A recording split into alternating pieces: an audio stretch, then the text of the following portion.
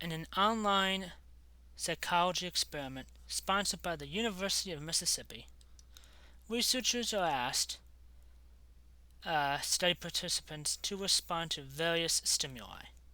Participants were randomly assigned to one of three groups. Group 1, the simple group, required to respond as quickly as possible after stimulus was presented.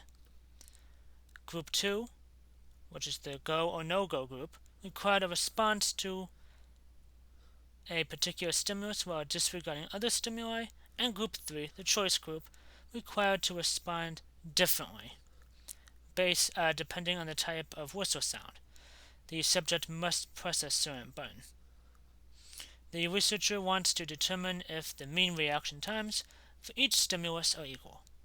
The reaction time in seconds for each stimulus is presented in this lovely table. So we could first write our null and alternative hypotheses. So the null hypothesis is that all means are equal. So the population mean for group 1 equal to the population mean for group 2 equals to the population mean for group 3, which then corresponds to these three choices. So 1, 2, and 3. The alternative hypothesis is that at least one of these means is different. So at least one mean is different.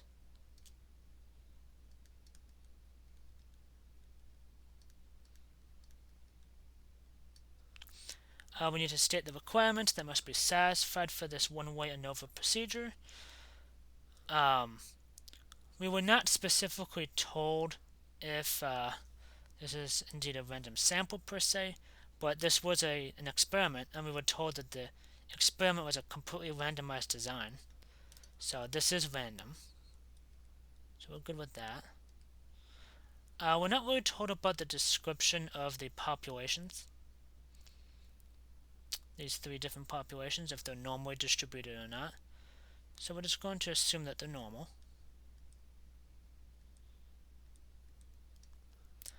From that, we need to look at the standard deviations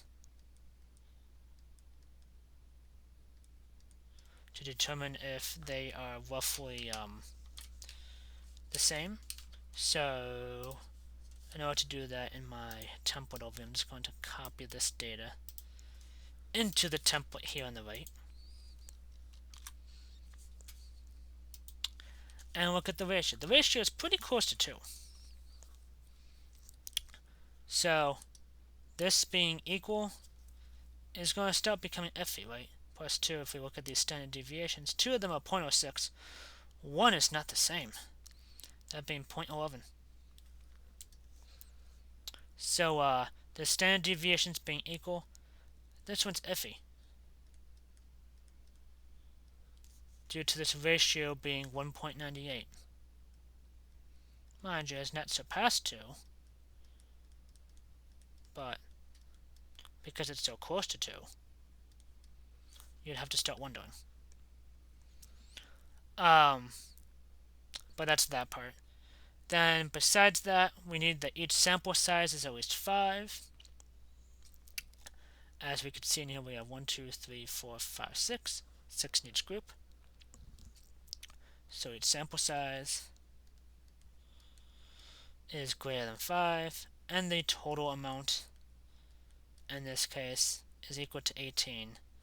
That's greater than 15, so we're good with that.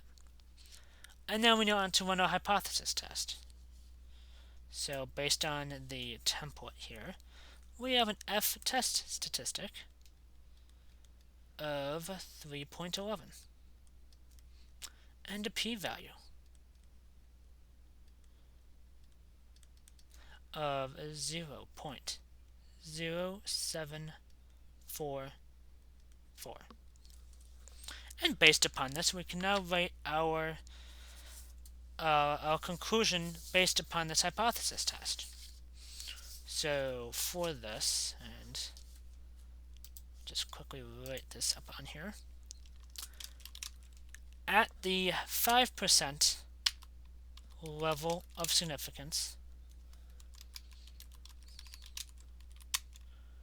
we, and because the p-value is indeed greater than a level of significance, we do not have evidence to claim that any of those three means is different.